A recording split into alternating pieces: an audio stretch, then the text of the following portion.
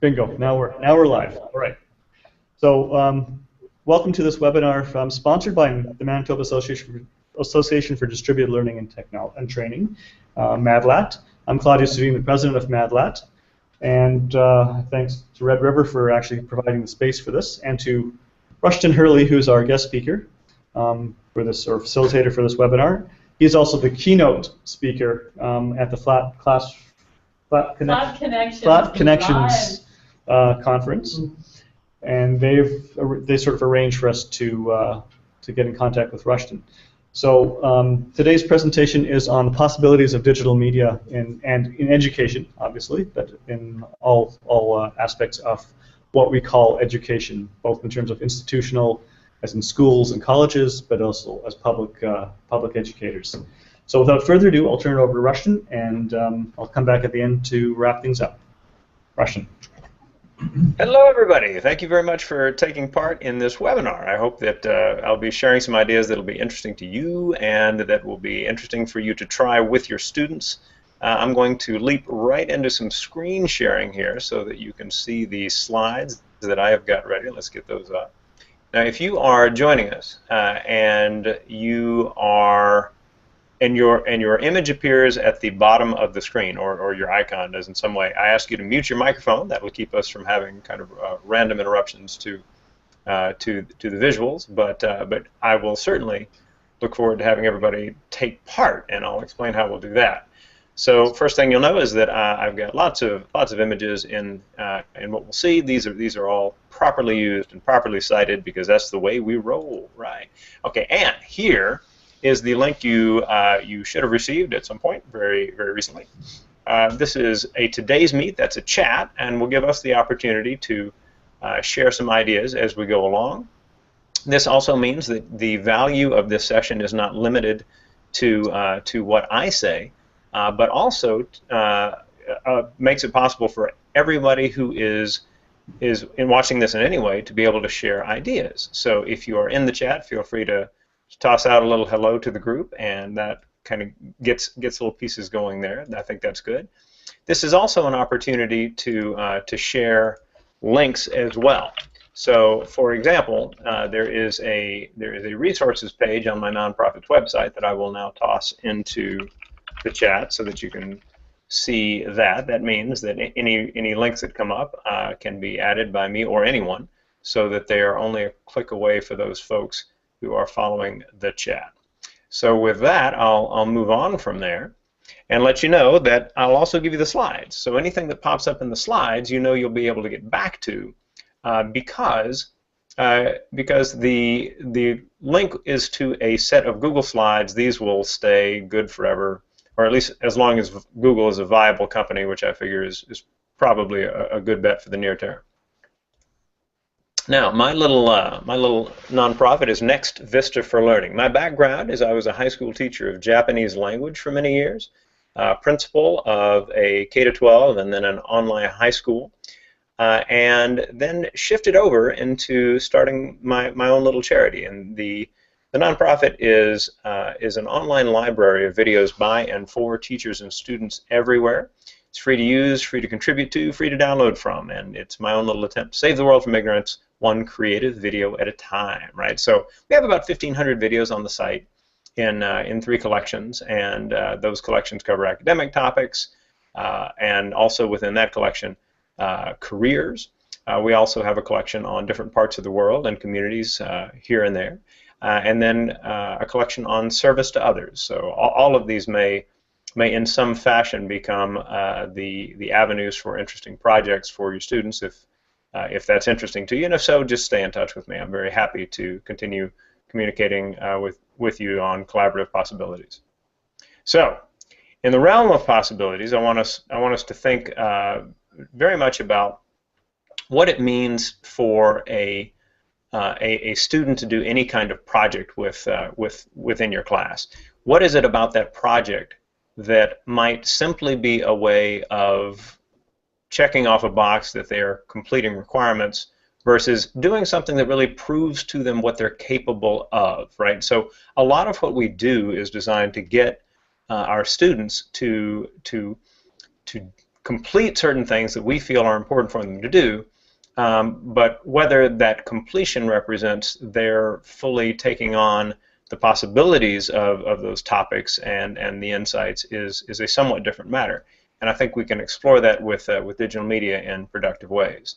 So I see this as evidence, right? This is evidence that they're capable. And when I'm thinking about this, I'm thinking about younger students generally, but I think it applies as well. So for example, I did a project some years ago where I asked students to make a short video explaining something they'd learned. And for this particular student who made the multiply by nines video, this was kind of his one math trick. He had no particular, let's just say, stellar academic history.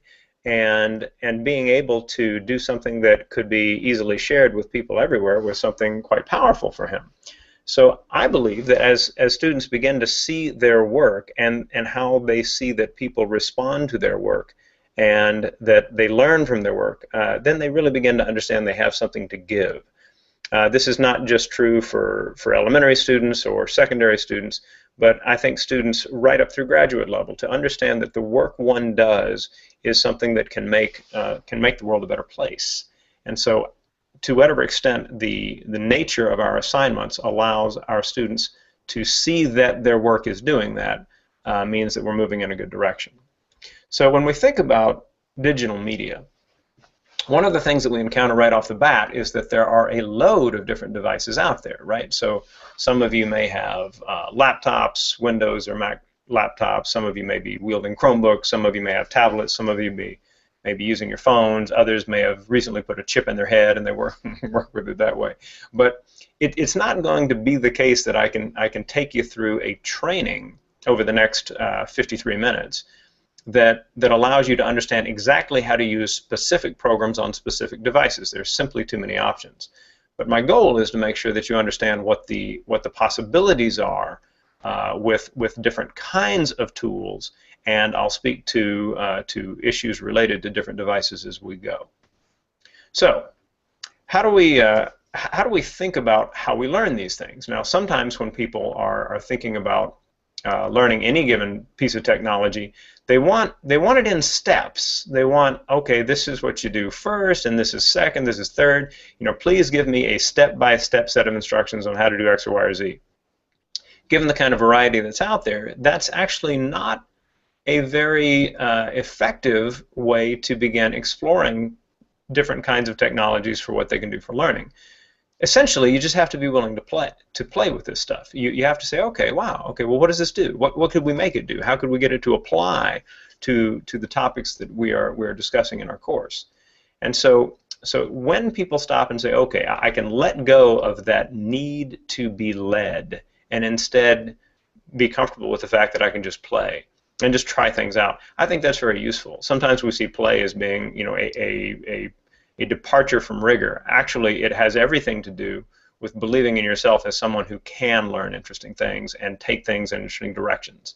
And so that is going to be, you know, one underlying principle of how we talk about the different tools that we'll look at. Now I'm going to start by talking about audio, because when you have students do different kinds of audio projects, you are getting them to craft something. And this is a nice way to ease into digital media. There are all kinds of tools out there. One that's been around for a decade plus is a free download for laptops called Audacity. And whether your laptop is a Mac, a Windows machine, or a Linux machine, you can get this program. And it's quite easy to learn to use, even though it looks quite intimidating to start with. I mean, if you can see in the upper left of the screenshot the pause, play, stop, record buttons, things like that. I mean, those are buttons that take us all the way back to the cassette players of decades past. And those of you who remember being on a bus going to the next town to visit a school for X, Y, or Z, and you had your Journey Escape cassette in there, I mean, rock on, right? So there's lots of things that can get us to using these tools that we can draw on from all sorts of pieces of our experiences. I'll talk about this in more detail if you want, but essentially I want you to know that there are lots of possibilities with the program.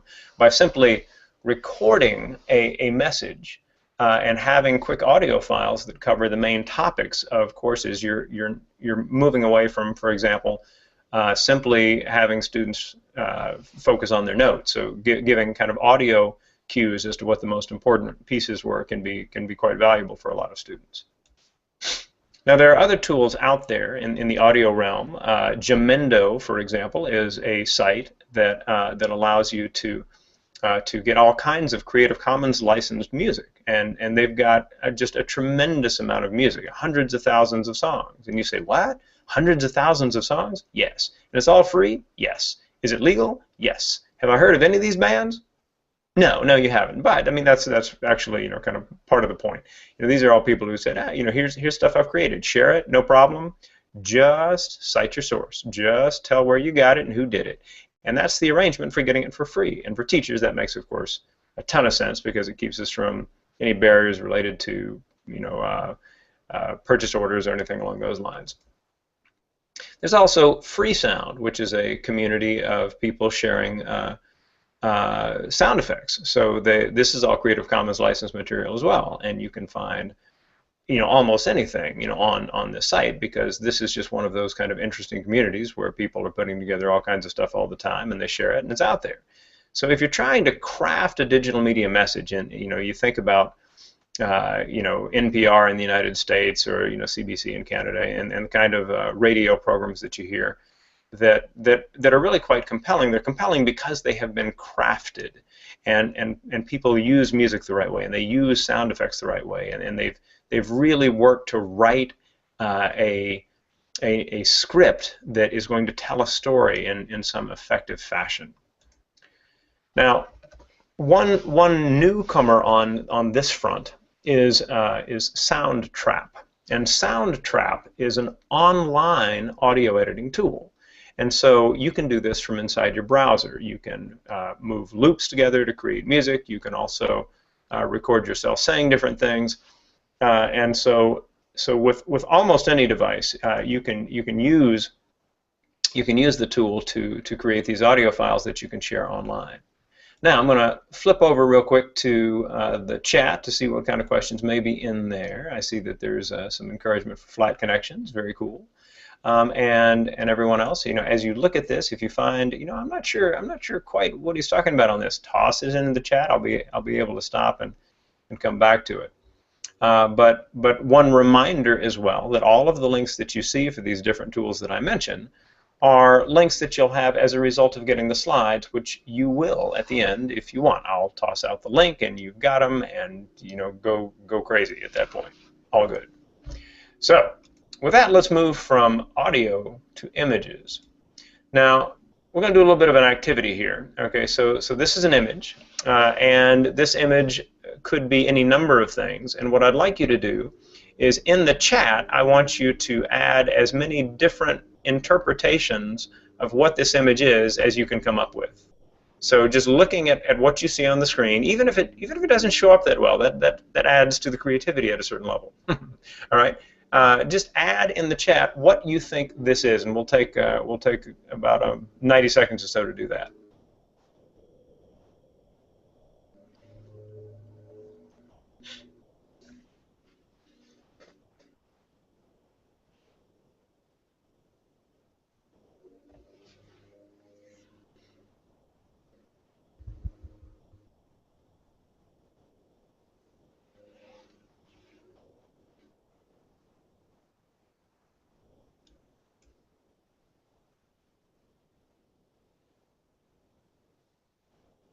I'm going to go back for a moment to the link for the chat, as it might be that a few folks came a little bit late. Get this top one in, todaysmeet.com/rh-madlat15. And if you have that, then you won't need to copy down any other addresses the entire time, because you will be able to get to anything we talk about in the slides from the link you get of the slides later, or anything else we toss in.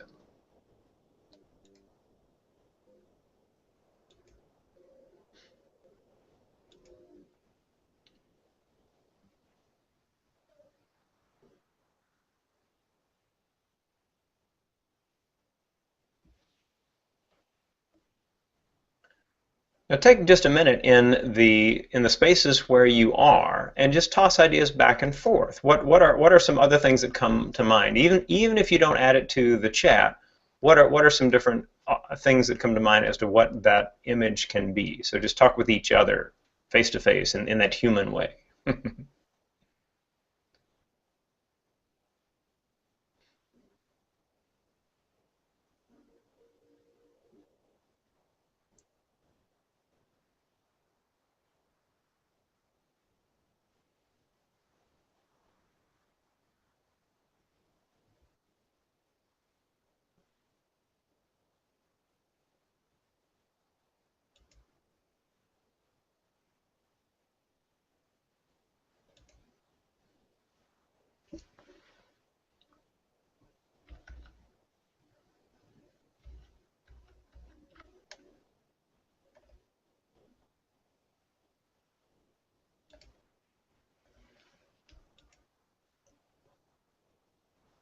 All right, so I am guessing that you had a chance to toss a few ideas back and forth, and I want to talk about kind of the nature of the nature of using something like this for a minute. Now, often when we talk about things in class, our goal is to specifically elicit correct answers. We have the answer in our heads. We are looking to see if anyone in the room can also come up with the right answer. There's nothing wrong with that. The desire to get people to identify certain patterns and to be able to come up with related facts. I mean, there's nothing wrong with that. But our problem is that we often are defined by that, and that is not particularly healthy. When you look at this picture, for example, the idea of just coming up with what you see is interesting from the perspective of, okay, there's a lot of different possibilities of what it could be. And so we saw like these different ideas, you know, kind of generally a view from above, right? Looking down from the top of a wooden tower, right? A ceiling. You know, sometimes people look at something like this and they'll say, oh, you know, it's the kind of you know, the kind of play toy that where I'm totally blanking on a term right now. When you look at it and you turn something and you see multiple things in it.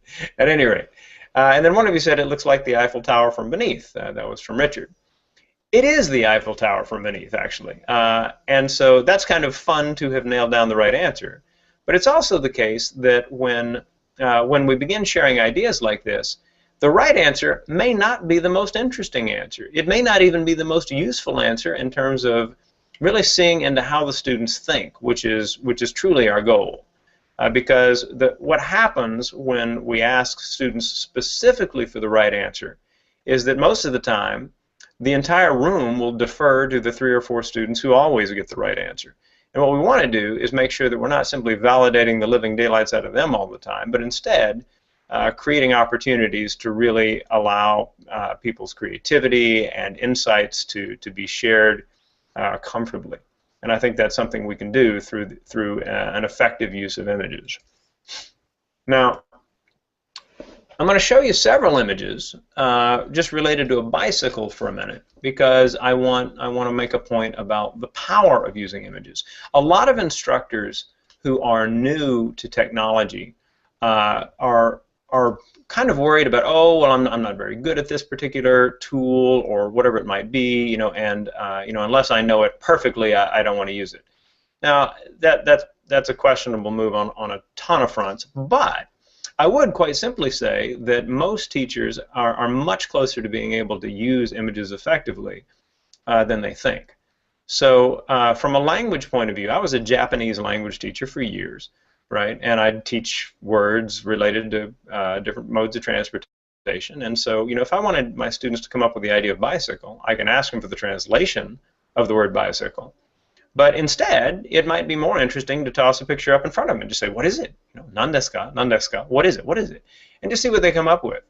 Now, I was teaching teens, and you know, when I think about the teens looking at a picture like this, it occurs to me that there might be a teen in the room who sees this picture and says, wait a minute, that's my world right there. Every day after school and on the weekends, I'm, you know, BMX, that's what I do. And for that student, there may be a new connection to the learning environment that he or she has never had before. And so pictures can allow these kind of new connections to happen. Here's another picture. Bicycles, right? But bicycles for people who herd camels. Now that's interesting to me as well. I had no idea that there are people who use bicycles to herd camels until I saw this picture. And this can launch all kinds of other discussions as well, whether it's a a discussion prompt, a writing prompt, whatever it may be. What do we know about these people, right? Where do you think they are? What kind of economic environment is suggested by what you see in this picture? Now those are interesting. They capture people's attention. Images do that. Images do that in a way that our words typically do not. I mean, we're certainly capable of capturing attention via what we say, but images just facilitate grabbing that attention in all kinds of constructive ways. Here's a picture related to bicycle taxis, right? And bicycle taxis are something that you see in certain parts of the world, but it may be that you have a student in your class who actually reads the words on the building and says, "Wait, that's like where I'm from." To whatever extent we can create these connections via the tools we use, we're making sure that attention is gathered in such a way that their learning is optimized when they're with us. Here's another picture of a bicycle. That's a different kind of picture right there, and certainly not something you see every day, but kind of kind of fun for me, just kind of seeing this guy over here on the right who kind of walks by like, yeah, whatever, guy with a bicycle on his forehead. Right? And then there's something like this, which actually brings out all kinds of thoughts about our past. There may be people watching this right now who are, say, my age or older, and for whom the word Schwinn carries all kinds of cultural connections. And so, the opportunity that we have to use all kinds of images in interesting ways dictates, kind of interesting avenues for project possibilities. So I encourage everyone to use the search.creativecommons.org page. Remember, this link is going to be in the slides you get, so that's one way to get back to it. But this page allows you to find via these other engines Creative Commons licensed material, like I was talking about with Gemindo. This means that people have put it up and it's free for you to take as long as you cite your source. So it's a good tool for being able to do that. And I would also encourage people to think in terms of downloading the images they want to use with the citation information in the file name, as that simplifies a lot. There's a tool called photopin.com, which is an interesting one for being able to find copyright-friendly images. Like any free tool, you really want to figure out, well, what's its business model? So in Photopin's case, there's a little line that separates a set of images at the top, which are sponsored images, with Creative Commons licensed images below the line, which are free for you to take and use. There's something about Photopin, though, where they managed to get just the really good ones. I mean, there's something about looking at all these pictures and you stop and say, wow, those are interesting pictures. What in their algorithm allows them to specify that they only want the cool stuff? I couldn't tell you. Maybe the number of times it's been used in other blogs, I don't know. But that's quite interesting. And as long as you know what a business model is, then you have somewhat more assurance that the business model isn't your info. So with the images that you find, you can put them into all kinds of presentations. I mean, people are familiar with slide-based presentations like Google Slides and PowerPoint. Probably familiar with Prezi as a Canvas model as well. You may not be familiar with TACK, T-A-C-K-K. TACK is interesting on several fronts. It's a vertical web-based tool for presentations. Typically, I think, used more in corporate settings, but more and more in education as people discover it. Additionally, you can use this without even having created an account. So if you create a presentation in TACK without an account, it'll only live for a week. But you can create a free account and keep it for however long you want. They have extra tools that cost something, and that's the usual freemium model, right? But all good. There's Haiku Deck. Haiku Deck is a tool for iPads and for the web. And you can use it as a way of making sure that your slide-based presentations aren't getting too crazy on the text front. There are also two templates that I included in these slides. One is a 2-slide template. This one that's in front of you, so where the first slide is an image with a citation and the name on it, and the second slide would just be why it was chosen. Now you might say, well, why do so simple an activity like that if just one slide, one image, and why you chose it?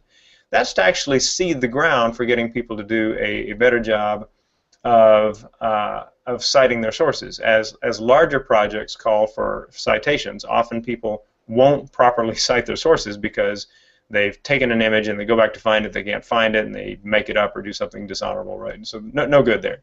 But if you can get them in the habit of focusing on just that issue, find one Creative Commons licensed image, properly cite it, and tell why. And so there's not a lot of room to forget that that's part of the assignment, if that's the case. This is a template for vocabulary. So if you've got a unit where you've got lots of vocabulary, you could share a set of slides with your students, and each student or pairs of students come up with images related to the terms they're learning. It doesn't matter what you are learning, there are going to be new terms involved in vocabulary. And having a visual deck of the vocab can be quite useful to many of your students. So I include a link in the slides that you can use to find a 2-page PDF about how to be in the habit of grabbing copyright-friendly material with citation information in the file name as you download it, and that will hopefully be helpful to you as well. All right. With that, I'm going to check the kaleidoscope. Bless you, whoever it was that when I was trying to think of the term. Check the chat and just see how people are doing with this. And so don't see anything specific at the moment, but we'll open it up to questions a little later. I'm going to shift from talking about images to talking about what I call slideshow videos, which are projects where students have taken images and narrated over them. Remember that all of this is not just for a fun thing to show. The point of all of this is to get our students to craft a message carefully. Often when you ask students to do something like write a 2-page paper, what's their goal? Their goal is to get to the end of the second page, as opposed to writing it in such a way that that it really conveys a message creatively and effectively and compellingly. And so a back door to the all-important revision is to have them do certain kinds of media projects because they know that what people will see is something that they'll turn around and respond to right away. So if you have classes where people are showing their projects, and these are interesting projects, especially through crafted digital media, the usual thing is for students to stop and celebrate each other's work. Hey, that was great. That was awesome. Good job. And it's one thing to do that in digital media because of the perceived cool factor. It's another thing to have somebody get up and say, recite something for 3 minutes or something. And most of the time, students are living through that thinking it'll be over soon, right? And so what we want is to have them take all of these different ways of sharing ideas so that you can find the strengths in different students in different ways. So with slideshow videos, we're first and foremost making sure that we don't run into certain kinds of issues with footage, with regular video editing. So with that, you run into things like lighting and ambient noise and all sorts of different issues that may be a part of recording someone using a video camera or the video camera features on a smartphone, for example. So narrating slides can be a nice way to ease into these things. One of the tools that's out there is Animoto for bringing in a lot of different images and creating a simple video out of it. This is a web-based tool, and the free version allows you a certain amount of time to do that.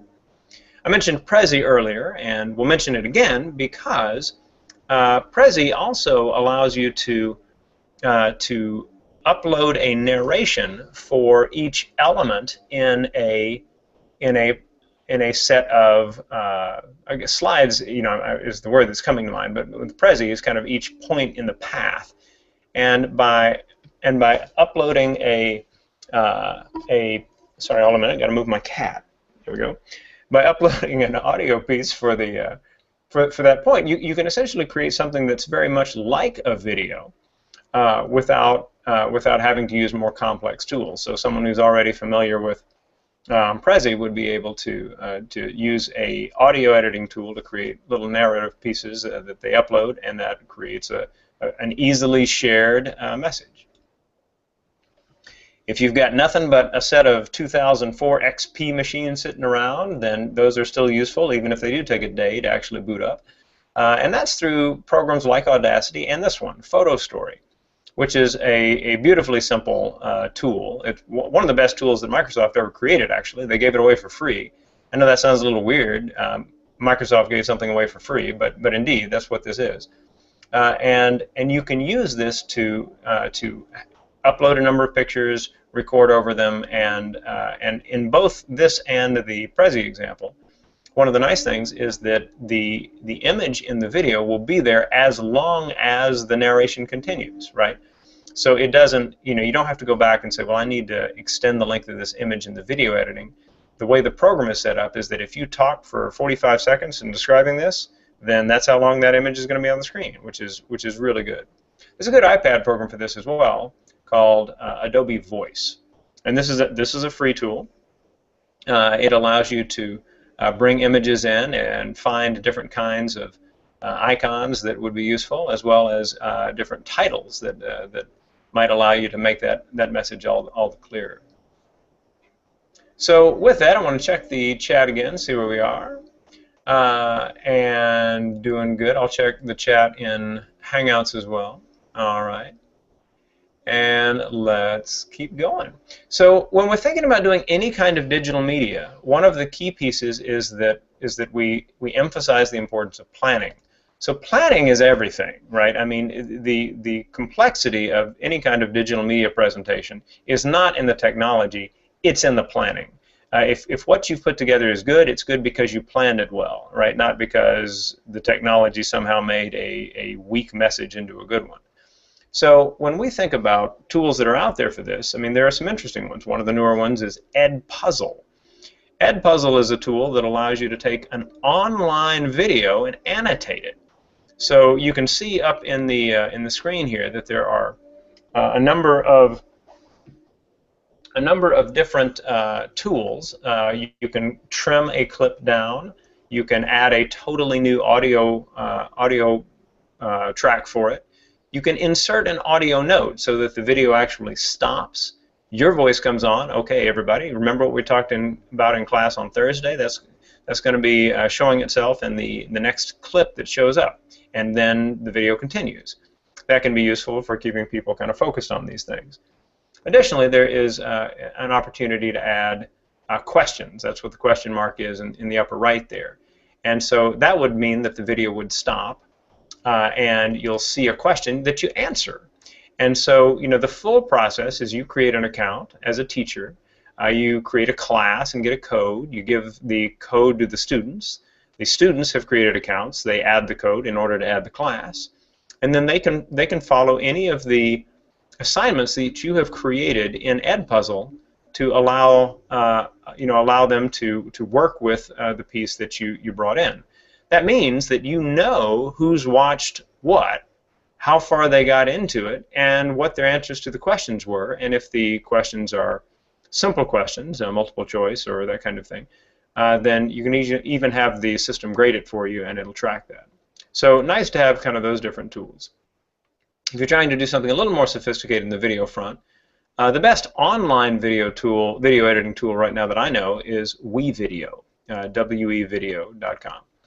And WeVideo, it looks a lot like iMovie or Movie Maker or any of the normal video editing tools that people know.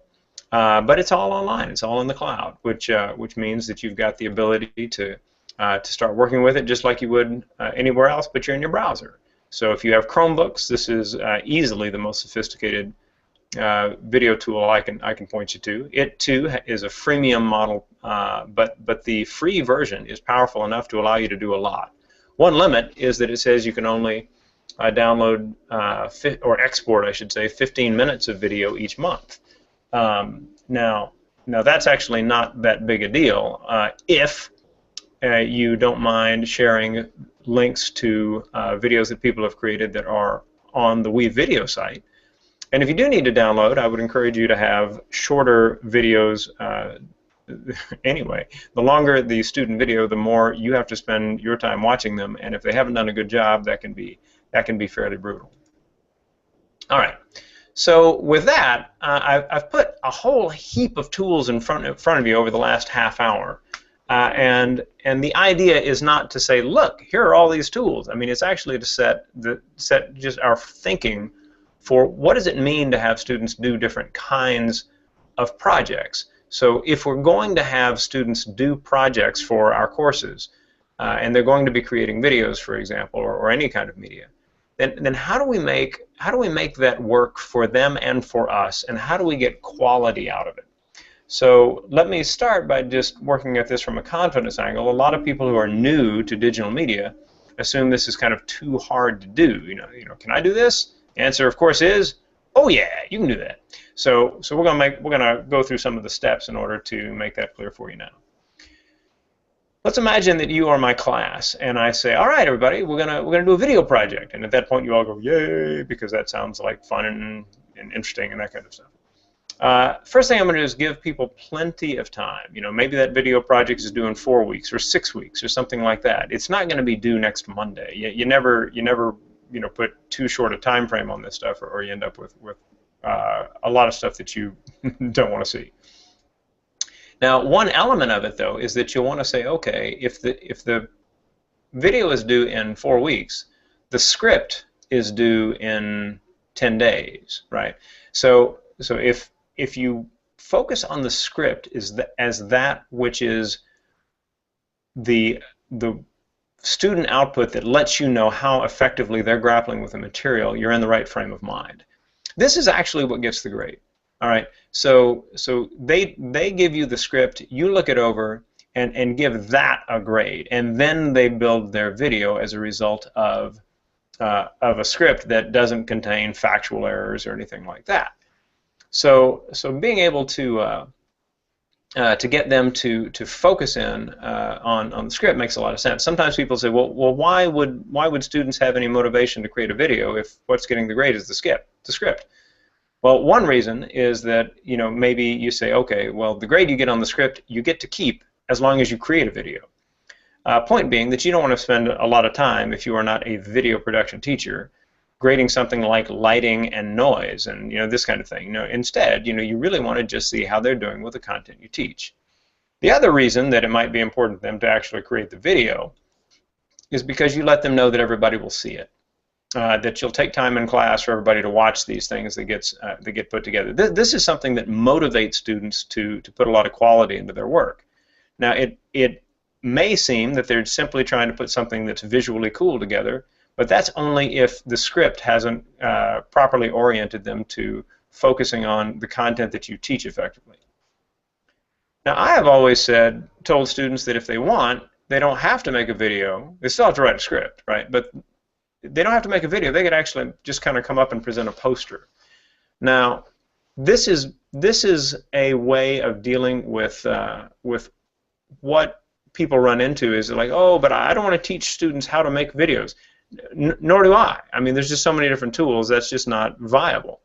But if someone genuinely has, you know, kind of low tech skills, then one way to help them out is just say, okay, you can do a poster if you want and present that. Typically, students won't do that because if people have been celebrating each other's videos for an entire class, and then you're the next person up, and you're like, here's my poster, right? You know, that doesn't sound like a cool and interesting things for most students.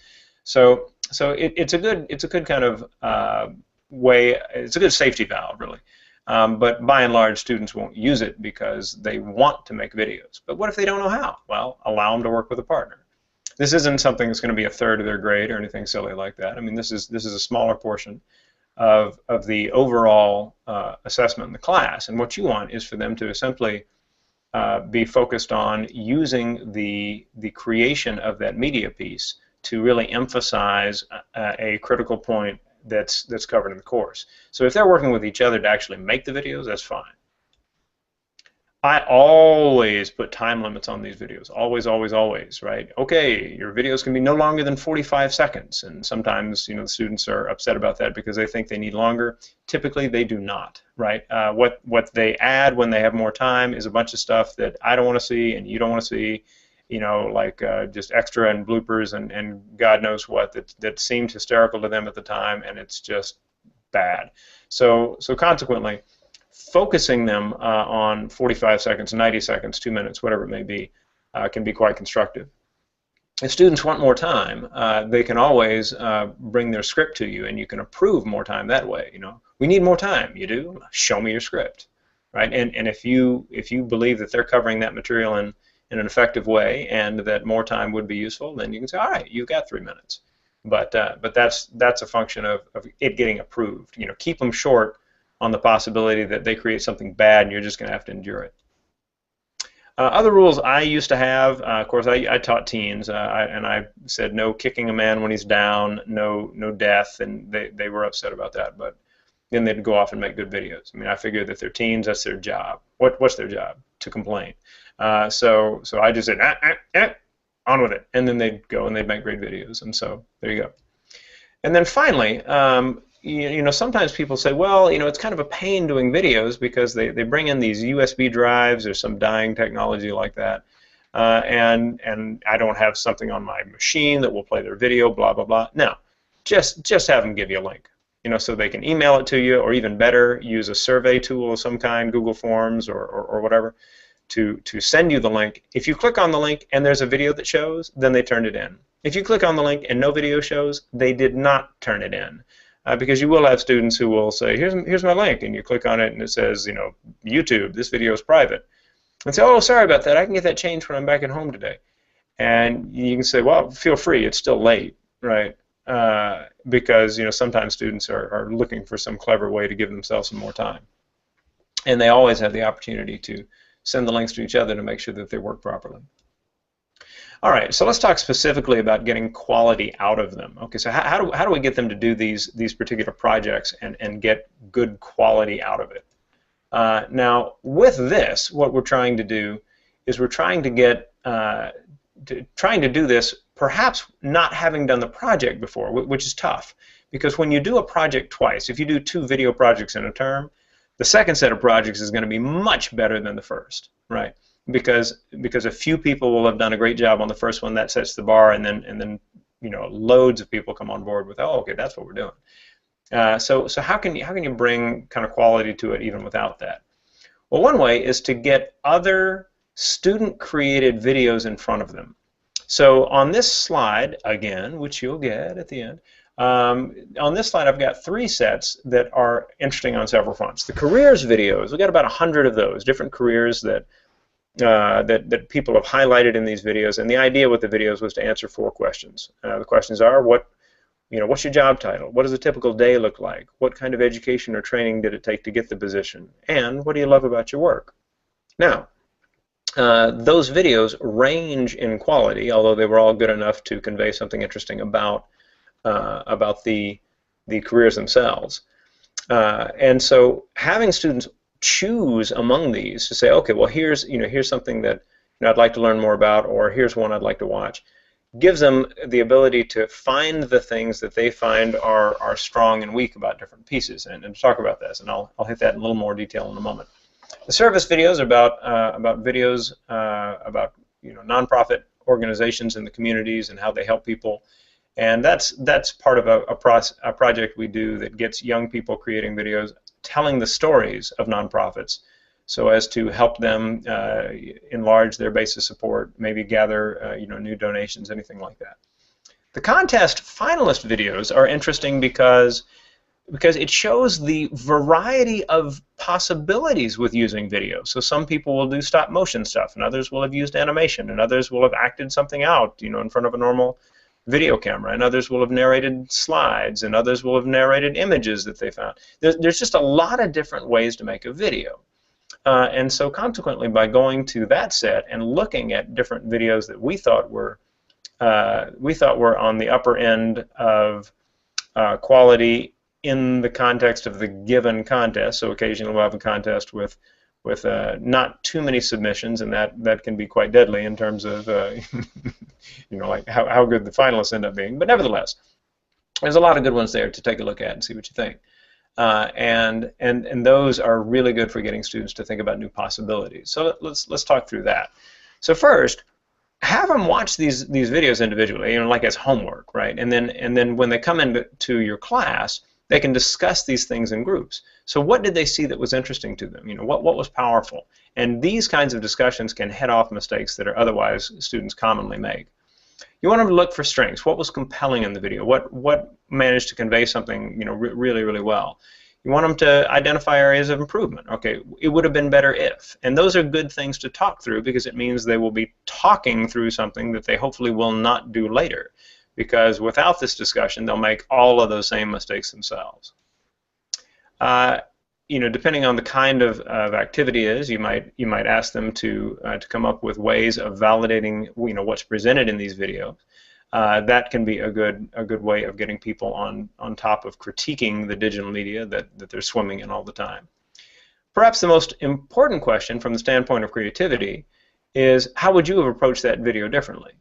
So getting them to kind of think through, okay, well, what are other ways of doing it, means that you are much less likely to end up with only one kind of video to watch, which is kind of a brutal thing.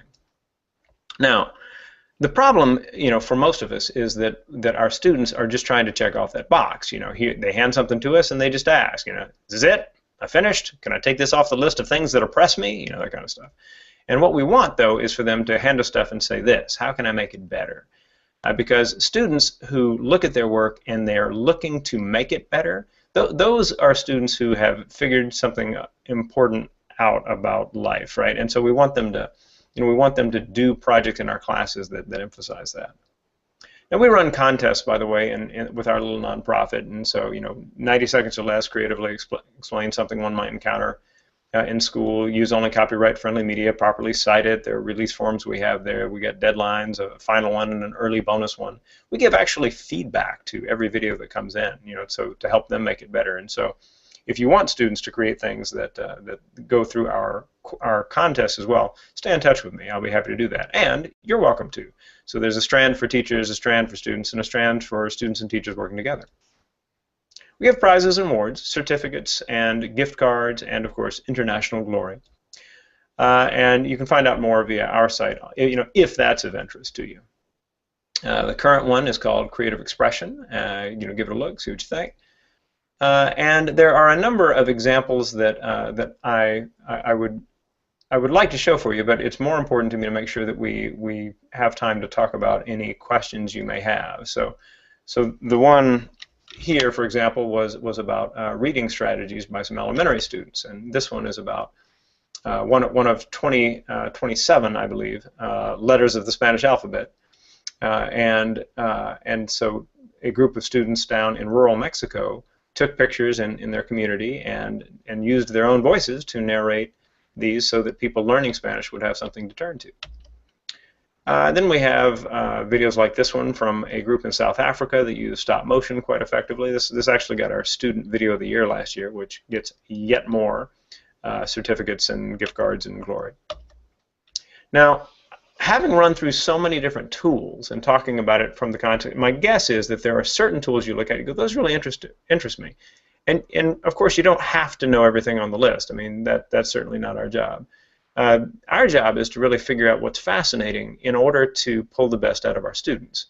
And so if you see one of these tools and you say, well, I really want to spend some more time with this, you know, how would I learn it? Well, it turns out you can learn anything you want for free anytime you want.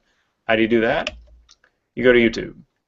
So you take the tool that interests you, whether it's Edpuzzle or Prezi or whatever, you add the word tutorial and you search for videos on that, and that will give you lots of possibilities. So here, for example, are some WeVideo tutorial results. How do you choose among the thousands you may find? Well, first, check how long it is. If it's really short and it tells you what you need to know, that's great. So a 6-minute video is better than a 16-minute video. You also want to know how many times it's been viewed. If it's been viewed 6,000 times, that's better than if it's been viewed 6. And when was it posted? So if it was posted 2 years ago, it's out of date. right? Anything related to technology, tutorial videos, you're looking for stuff that's been posted in the last 6 months generally, and the more recent the better. So with that, you guys have listened to me go on and on for about 50 minutes. Crazy. So with that, I want to take off of the screen sharing. Actually, what I'll do is go to the last bit right here. These are different ways to contact me. That's me right over there on the left. Well, 10 years ago, when I had more hair. And let me call up this particular set of slides via that tiny URL so that I can add that to the chat as well. Momentito. There we go. All right. So in the chat, you'll see the link to the slides. And there you go. So I will cease screen sharing, and we'll go back to me saying hello to you in person. So thank you very much for coming in. I hope you may have some questions that we can talk about, and if so, I am ready to take them. So cut loose. Feel free to unmute your microphone or toss it into the chat, and whatever you got, we'll go with. Okay, we have a question here from the room here. Hi, Rushton. I'm wondering, as I look at this, if it would make it easier for teachers if they could brainstorm how to use these tools by explicitly linking them to particular outcomes. Now, obviously, those change from jurisdiction to jurisdiction, but I'm wondering if you have any useful links so that here's how you can use digital media to achieve these particular communications outcomes or methods. Good point. The key thing you said was the brainstorming, right? So what I find is that most instructors do not regularly get together with other instructors and just say, let's creatively brainstorm something, right? What are possibilities with this tool? For this particular kind of assignment, what kinds of things might we ask students to consider doing? Sometimes people get kind of worried about asking students to do any particular thing, not remembering that you can just say, look, your default is a 3-page or 5-page or 10-page written piece. If you want to do something different and you get it approved by me by such and such time, you can do that. So that's one strategy for getting students to kind of bring a certain variety to the work. And that will inform discussions that instructors will have about, hey, I saw a student do this kind of thing with these kinds of tools. I'm able to connect it with this. That kind of brainstorming is fantastic. Twitter chats are good point, Eva, about that. You can get stuff via the EdTech chats that happen out there. And there's a lot of different ways of sharing ideas there. So if someone says, I think this tool is really good for this, awesome. People can try that out. But I would still recommend kind of taking on that. That's the default, right? So that's the default assignment, but if you want to do something different, you can. You just have to get it approved by me. And that typically involves, of course, showing a plan where someone is using the content in a creative or constructive fashion.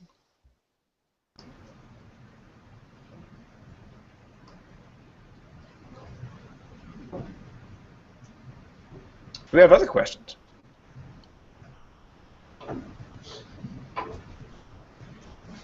Rush, I posted something in the chat about, you mentioned Ed Puzzle, and I really appreciated that because taking it a step further then to have our students make those videos that they would be finding on some spaces and loading them up to YouTube and then doing peer critiquing of each other's videos so we can take it even further inquiry-based.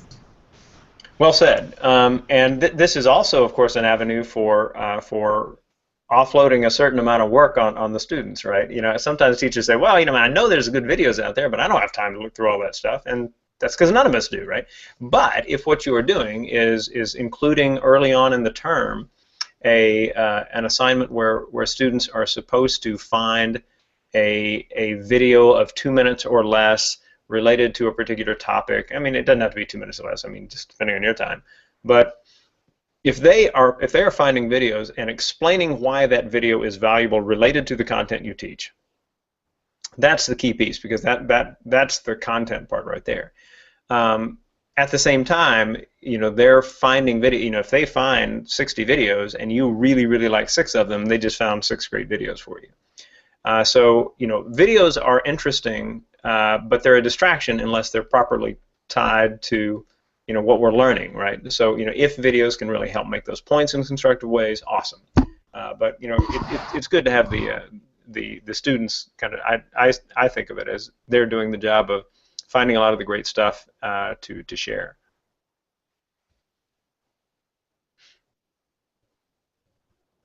Do we have other questions?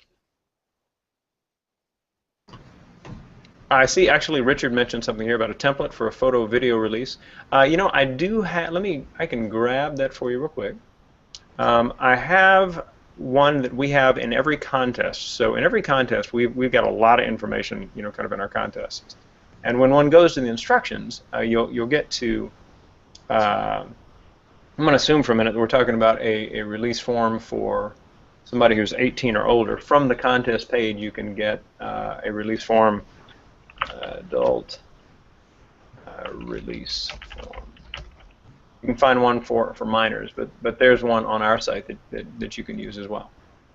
And we have a question from Craig in the chat, in the Google Hangouts chat. Yes. And what adaptations to your suggested approaches would you suggest for post-secondary adult learners? It's going to depend on the kind of adult learning environment, of course. So if what we're talking about are kind of community adult education programs, you don't need tons of changes to this. You just always stop and say, okay, well, what are my students capable of in terms of exploration of the content? If you're talking about something that's more in the master's and doctorate level of research, then that becomes kind of a different issue, but doesn't escape the basic piece of no matter what it is that you're doing, right? Are you bringing different pieces of information together in some insightful way? You have to be able to explain the insight, right? So whether this is a doctoral student or a 4th grader, it's like, cool. Are you just telling me what you have read, or are you adding something new? And what is that thing that's new, and how do you defend that, right? And I mean that the words you use are going to change by age level, but I believe that the basic ideas can carry for a lot of different kinds of settings. And so adult education classes are really quite good for digital media projects as I see it, because we're always trying to find ways to get content across in as varied a fashion as possible, because the more variance in how we present topics, the more likely they'll sink in for our students of all kinds of different kind of learning styles. So I hope that's useful.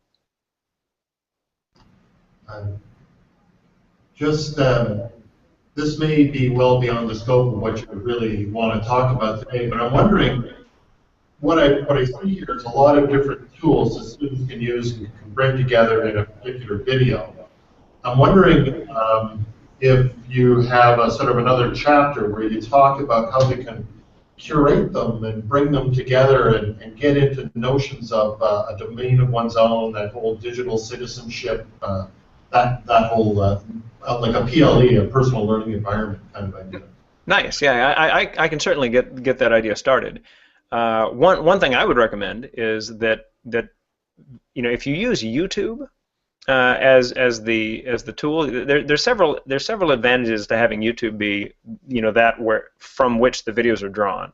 One is it's got a very simple unlisted feature, so if you don't want things to be totally public, I mean, they can't be private, because then when they turn it in, you can't see it. But there's also the unlisted option, which means that people can get to them. More to the point, once they're in YouTube, now they're easily embedded in any other Google tool. So you can create Google Slides presentations where each slide is a video from YouTube, and perhaps some comments at the bottom about what this video is good for related to the set that you've put together. You can have videos embedded in Google Sites pages as well. Almost any blog tool will find ways to bring different things in from YouTube or Vimeo or anything like that. So I would say that if there's a certain consistency to the place where these are are posted, and those places are easily connected to different kinds of presentation tools, whether they're blogs or slide presentations or Prezi or any of those things. Everything kind of comes down to the non-technical piece, which is, what did you identify and why, right? And so that there's always kind of that space for being able to say, yes, this is important for this reasons. These connect to these other things that we've been talking about in this fashion. This is my insight on this. What do you think? And you can always get that into slides or discussions at the bottom of blogs or anything along those lines. But that's exactly the kind of extension that you'd want on this material.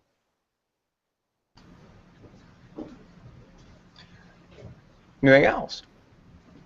Maybe I'll take this opportunity to invite everybody personally to come and hear Rushton at our conference, April 30th and May the 1st. Rushton is our keynote, and we have other facilitators as well. MADLaT is supporting and asking membership if they're interested to come. We've updated our format so you can come for 2 days or one or the other days, so individual days if you like. Now at this conference, Rushton will spur us on and help us make action projects using these amazing tools, so we're looking forward to it, Rushton. Well, I hope that what we're doing today is, seeds the ground well. When you think about, webinars and the ability to record them, that's a getting us started kind of thing, right? It's much more fun to be there together, really, and say, okay, and engage in the kind of creative brainstorming that we were talking about before, so that what you end up with is a set of experiences that essentially build the confidence for being able to do this kind of thing. So I'd love to be able to see some of you guys there, that's for sure. Okay, I'd like to take this opportunity to thank everybody for participating, those of you who came in via into the room, or via the Hangouts or the back channel chat. And of course, thank you to Rushton for taking time out from his busy schedule to accommodate us. And very interesting presentation. And MADLaT, Manitoba Association for Distributed Learning and Training, is happy to support the Flat Connections Conference. Keep getting that mixed up. And of course, the link to this webinar will be available a variety of places. One place will be on our website, MADLaT.ca, and that'll be up for a certain period of time. We're also planning to have some other webinars throughout the year. One we're planning on is by Richard Van Eck on gamification, and he's another well-known individual. So stay tuned to our listserv and to our emails, and again, thank you to everybody for participating, and thank you again to Rushton.